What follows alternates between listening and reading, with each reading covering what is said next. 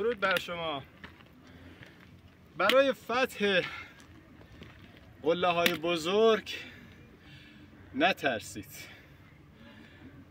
متر جلوتون رو هدف گذاری کنید.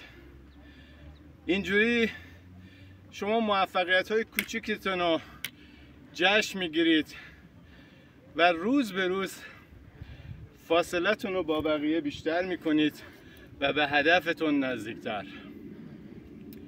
بعد یه مدت میبینید که نوک قله اید. به خودتون سخت نگیرید، از زندگی لذت ببرید.